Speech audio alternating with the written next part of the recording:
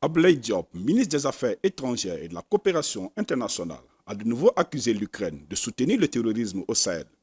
Selon le ministre Diop, je le cite, la déclaration du porte-parole des services de renseignement militaires ukrainiens ainsi que de l'ambassadeur de l'Ukraine au Sénégal confirme sans équivoque le rôle de ce pays en tant que soutien actif au terrorisme international.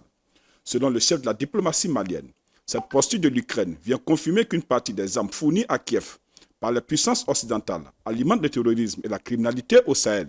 constituant une menace à la paix et à la stabilité internationale. À l'en croire, les attaques dans le nord de son pays sont l'œuvre d'une coalition de groupes terroristes en coalition avec des groupes armés opérant au Sahel et appuyés par des sponsors stratégiques étrangers.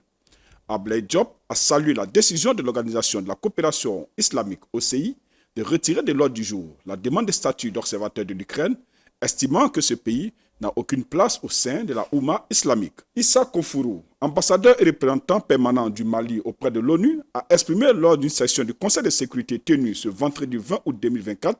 ses préoccupations concernant les effets néfastes de la fourniture d'armes occidentales, menaçant ainsi la sécurité au Sahel. Le gouvernement du Mali exprime sa vive préoccupation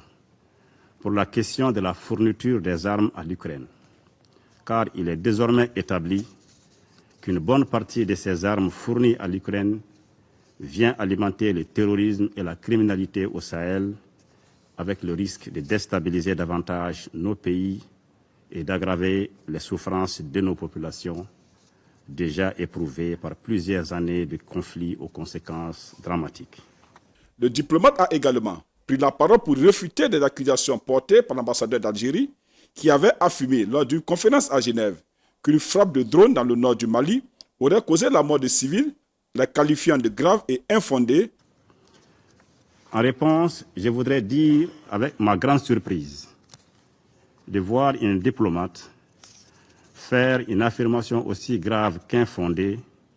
sur la base de simples allégations de presse.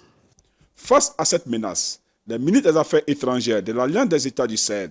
ont saisi formellement le Conseil de sécurité des Nations Unies et le secrétariat général de l'OCI a condamné fermement ces actes d'agression et de soutien au terrorisme.